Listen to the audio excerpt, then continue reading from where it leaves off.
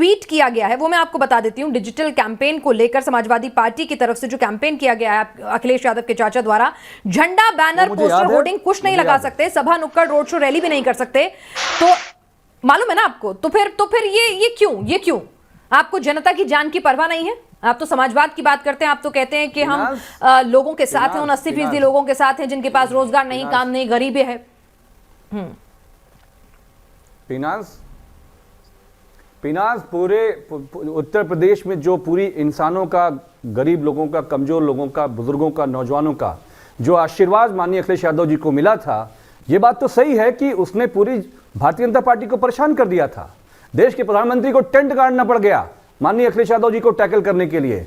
लेकिन जब इन्होंने ये देखा, प्रोफेसर रामगोपाल यादव जी हमारी पार्टी के वरिष्ठ नेता हैं, दिल्ली में बुद्धिजीवी हैं, उनका बहुत बड़ा तजुर्बा है, उन्होंने तानाशाही देखी है, अधिनायकवाद देखा है, उनका ये कहना है कि तो आप ये बताइए कि आप लोग डिजिटल कैंपेन के खिलाफ हैं या साथ खड़े हैं? क्यों चुनाव आयोग को कटघरे में खड़ा कर रहे हैं? नहीं, पिनाज ये भारत के लिए बहुत ही गंभीर घटना है कि इलेक्शन कमीशन ऑफ इंडिया को प्रधानमंत्री जी ने अपने दफ्तर बुला लिया। ये कभी नहीं हुआ, ये प्रणाली गलत है। हम ये कह रहे हैं कि इलेक्शन कमीशन ऑफ इंडिया जो भी 15 तारीख को आप लोग चुनाव आयोग का बेजा इस्तेमाल कर रहे हैं, सब लोग उसका पालन करेंगे। मैंने बड़े आराम से समाजवादी पार्टी के जो वरिष्ठ प्रवक्ता बैठे उनका देश के प्रति उद्बोधन सुना। अखिलेश जी और समाजवादी पार्टी ने कितना अच्छा किया है, और स्पष्ट रूप से उनका मानना है कि जब चुनाव नतीजे आएंगे तो फिर उनकी सरकार बन रही है, तो फिर किस बात का रोना? जब आपके मन में तय हो गया है कि चुनाव आप जीते रहे हैं, अभी वोट तक नहीं पड़ी, तो फिर आराम से घर पे बैठिए और चुनाव हो जाएगा। ना आपको डिजिटल की चिंता करनी चाहिए, ना इलेक्शन कमीशन की चिंता करनी चाहिए, और ना ही आपको किसी अफसरवाद या किसी अफसर की चिंता करनी चाहिए, क्योंकि आप तो मान ही रहे हैं कि आप जीत गए।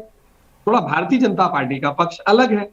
हम मानते हैं जनता की सेवा करना होता है, उनके प्रति काम करना होता है, कोई गुंडा राज नहीं चलाना चाहिए, जिसके लिए अखिलेश जी मतलब पिछली समाजवादी सरकार के ऊपर में एक टैग लगता था कि एक गुंडा सरकार है।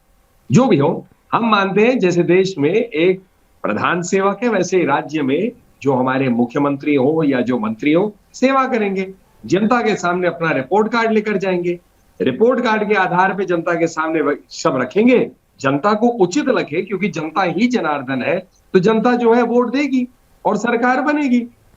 तो अखिलेश जी और उनकी पार्टी नहीं, नलिन जी ये कह रहे हैं कि डिजिटल कैंपेन का एडवांटेज आपको होगा, छोटी पार्टियां बेचारी कहां जाएंगी? आप लोग चुनाव आयोग का बेजा इस्तेमाल कर रहे हैं, चाहते तो पोस्टपोन भी करा सकते थे इलेक्शन।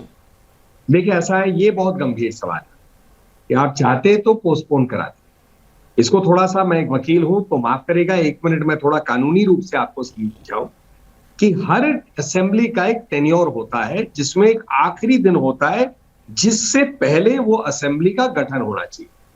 अब यदि अगर ऐसे नहीं है तो फिर एक प्रश्न उठेगा कि क्या राज्य में आप गवर्नर रूल लगा देंगे या प्रेसिडेंट रूल लगाएंगे? तो फिर ये आरोप उल्टा नहीं बैठ जाएगा कि ये तो भाजपा जो है चुनाव से भाग रही है और केंद्र प्रशासित प्रदेश बनाकर इसको चलाना चाहती है। एक और विषय उठेगा कि क्या इसमें याचिकाएं फिर नहीं उठेंगी कोर्ट के सामने, फिर कोर्ट का रुख होगा।